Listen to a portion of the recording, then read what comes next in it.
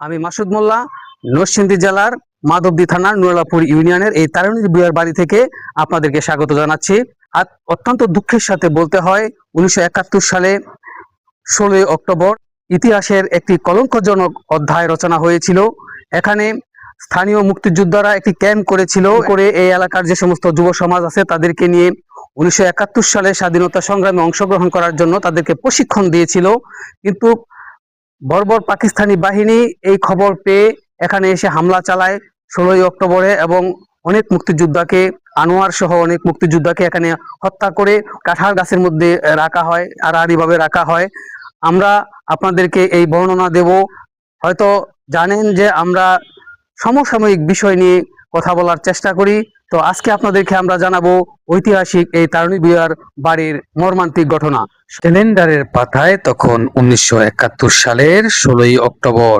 চারদিকে তখন স্বাধীনতার জন্য উত্তাল লড়াই। নরসিংদীর মাধবদী থানার নুরালাপুর ইউনিয়নের আলগী তারিণী ভূঁইয়ার বাড়িতে গড়ে উঠেছিল বীর মুক্তিযোদ্ধাদের একটি গোপন ক্যাম্প।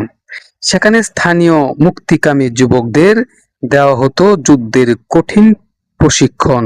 কিন্তু 71-এর সেই দিনে এই ক্যাম্পেই নেমে আসে এক নির্মম কালো রাত্রির মতো ভয়াবহ দুর্যোগ। আজকের মতো উন্নত যোগাযোগ ব্যবস্থা তখন ছিল না।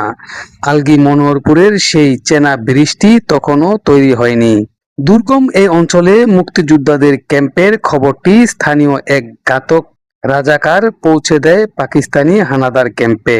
খবর পেয়েই ব্রহ্মপুত্র নদীপথে নৌকায় চড়ে আলগী বাজার হয়ে তারিণী ভূঁইয়ার বাড়িতে হানা দেয় বর্বর পাকিস্তানি বাহিনী।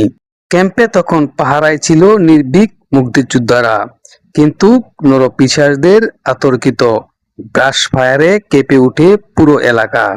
সেদিন দেশের জন্য বুকের তাজা রক্ত ঢেলে দিয়ে শহীদ হন 60 বীর সন্তান।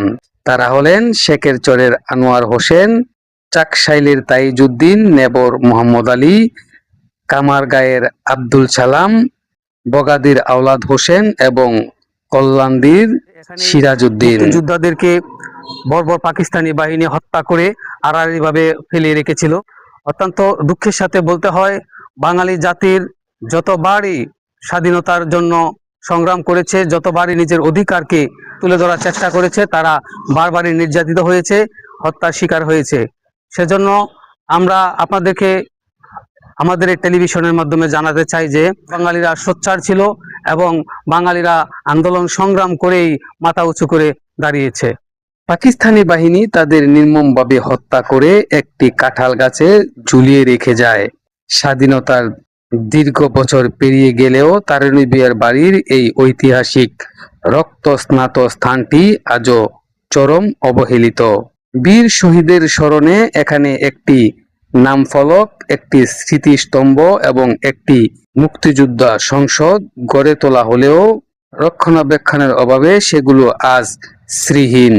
ধুলাবালি আর অযত্নে হারিয়ে যেতে বসেছে 71-এর সেই বীরত্ব গাথা। যোগাযোগ বিচ্ছিন্ন প্রত্যন্ত অঞ্চল তারিণী ভূঁইয়ার বাড়িতে 71-এর 16 অক্টোবর যে রক্তক্ষয়ী ইতিহাস রচিত হয়েছিল তা আজও স্থানীয় মানুষের মনে ক্ষত তৈরি করে।